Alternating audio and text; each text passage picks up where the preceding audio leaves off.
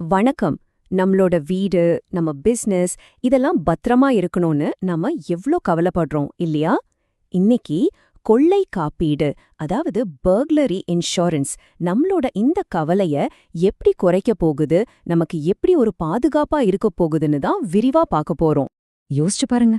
உங்க வீடு, உங்க கடையெல்லாம் உண்மையிலே சேஃபா இருக்கா? இந்த கேள்வியை கேட்டாலே மனசுக்குள்ள ஒரு சின்ன பதட்டம் வருது தானே.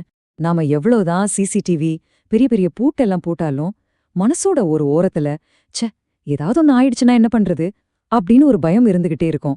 அந்த பயத்துக்கு ஒரு தீர்வு இருக்கா? சரி, முதல்ல நாம புரிஞ்சுக்க வேண்டியது அபாயம் மற்றும் பாதுகாப்பு. ஒரு கொள்ளை நடக்குதுன்னா அது வெறும் பொருள் இழப்பு மட்டும் கிடையாது. அதை விட முக்கியமா நம்மளோட மன அமைதியையும் பாதுகாப்பு உணர்வையும் அது நம்ம கிட்ட இருந்து பறிச்சுட்டு போயிடுது. அந்த அபாயத்துல இருந்து நம்மள நாம எப்படி பாதுகாத்துக்கலாம்னு பார்க்கலாம் வாங்க. உண்மையிலேயே ஒரு கொள்ளை சம்பவம் நடந்த வீட்ல போய் பாத்தீங்கன்னா தெரியும், அவங்க இழந்த நகையோ பணமோ அதோட மதிப்பை விட அவங்க இழந்த மன நிம்மதி தான் ரொம்ப ரொம்ப அதிகம். இனிமே இந்த வீட்ல எப்படி தைரியமா இருக்கிறது அன்னு ஒரு பயம் வந்துரும். அந்த பயத்தை போக்கி இழந்த மன அமைதியை திரும்ப கொண்டு வர்றதுக்கு ஒரு பெரிய உதவியா இருக்கிறது தான் இந்த காப்பீடு. அப்போ இந்த காப்பீடுனா என்ன, அதுல என்னெல்லாம் கவர் ஆகும்? வாங்க அத பத்தி இப்ப கொஞ்சம் டீட்டெயிலா பார்க்கலாம். ரொம்ப சிம்பிளா சொல்லணும்னா கொள்ளை காப்பீடுங்கிறது இதுதான். யாராவது உங்க வீட்டுக்கோ கடைக்கோ பூட்டை உடைச்சுக்கிட்டு இல்ல வேற ஏதாவது வழியில பலவந்தமா உள்ளே நுழைஞ்சு பொருட்களை திருடிட்டு போயிட்டாங்கன்னா அதனால ஏற்படுற பண நஷ்டத்தை ஈடுகட்டுறதுக்கு இந்த பாலிசி உங்களுக்கு பாதுகாப்பு கொடுக்கும். இது ஒரு முக்கியமான பாதுகாப்பு கவசம் மாதிரி. ஆனா இங்க ஒரு ரொம்ப ரொம்ப முக்கியமான விஷயத்த நம்ம புரிஞ்சுக்கணும்.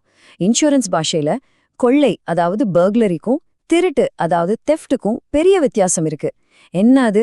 பூட்டை உடைக்கிறது, ஜன்னலை உடைக்கிறது, இந்த மாதிரி ஏதாவது ஒரு பலவந்தமான செயல், அதாவது ஃபோர்ஸபிள் என்ட்ரி இருந்தா மட்டும்தான் அது கொள்ளை கணக்குல வரும். உதாரணத்துக்கு, நீங்க கதவை பூட்டாம போயிட்டீங்க, யாரோ உள்ள வந்து திருடிட்டாங்கன்னா அது சிம்பிள் திருட்டு தான். அதுக்கு இந்த பாலிசி கவர் ஆகாது.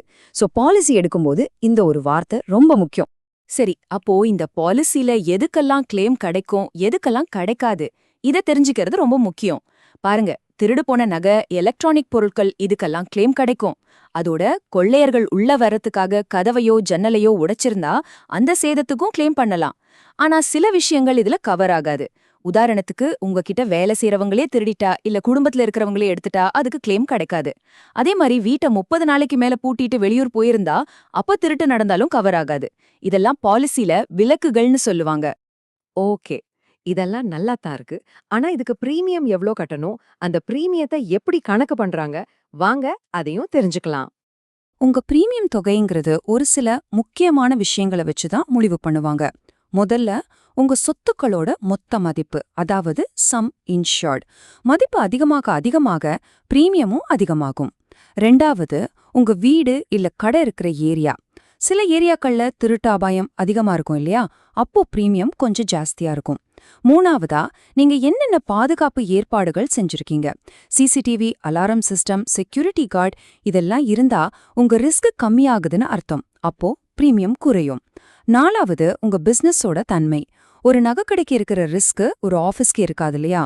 கடைசியா, உங்க பழைய கிளைம் வரலாறு. இது எல்லாத்தையும் வச்சுதான் உங்க பிரீமியம் ஃபிக்ஸ் ஆகும். இங்க ஒரு விஷயத்த நீங்க கண்டிப்பா ஞாபகம் வச்சுக்கணும். அதுதான் அண்டர் இன்சூரன்ஸ், அதாவது குறைவான மதிப்புக்கு காப்பீடு செய்யறது. ஒரு உதாரணம் சொல்றேன். உங்க வீட்ல இருக்கிற பொருட்களோட மொத்த மதிப்பு 10 லட்சம் ரூபாய்னு வச்சுக்கலாம். ஆனா நீங்க பிரீமியம் கம்மியா கட்டலாம்னு நினைச்சு 5 லட்சம் ரூபாய்க்கு மட்டும் பாலிசி எடுத்திருக்கீங்க.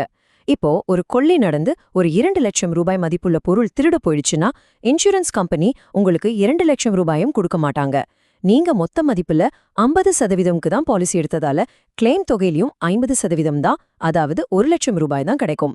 இதுக்கு ஆவரேஜ் கிளாஸ்னு பேரு. அதனால எப்பவும் சரியான மதிப்புக்கு பாலிசி எடுங்க. சரி, பாலிசி பத்தின முக்கியமான விஷயங்கள் எல்லாம் இப்ப நமக்கு தெரியும்.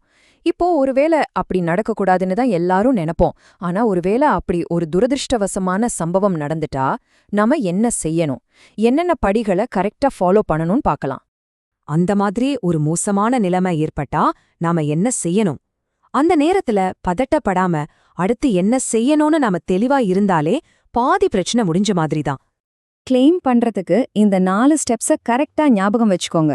நம்பர் 1, சம்பவம் நடந்த உடனே வேலையா போலீஸ்க்கு இன்ஃபார்ம் பண்ணி எஃப்ஐஆர், அதாவது முதல் தகவல் அறிக்கை பதிவு செய்யணும். நம்பர் 2, கொஞ்சம் கூட தாமதிக்காம உங்க இன்சூரன்ஸ் கம்பெனிக்கு ஃபோன் பண்ணியோ இமெயில் மூலமாகவோ தகவல் சொல்லிடணும். நம்பர் 3, அவங்க கேக்குற கிளைம் ஃபார்ம், எஃப்ஐஆர் காப்பி, திருடு போன பொருட்களோட லிஸ்ட் மாதிரியான டாக்குமெண்ட்ஸை சமர்ப்பிக்கணும். கடைசியா நம்பர் 4, இன்சூரன்ஸ் கம்பெனி அனுப்புற சர்வேயர் கிட்ட முழு ஒத்துழைப்பு கொடுக்கணும்.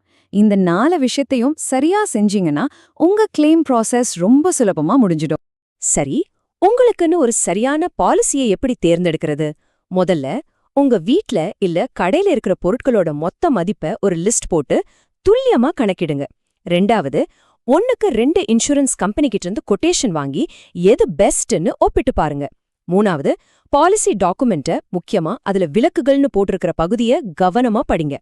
கடைசியா அந்த இன்சூரன்ஸ் கம்பெனியோட கிளைம் செட்டில்மெண்ட் ரேஷியோ, அதாவது வர்ற கிளைம்ல எத்தனை சதவீதத்தை அவங்க சரியா கொடுத்து முடிக்கிறாங்கன்னு செக் பண்ணுங்க.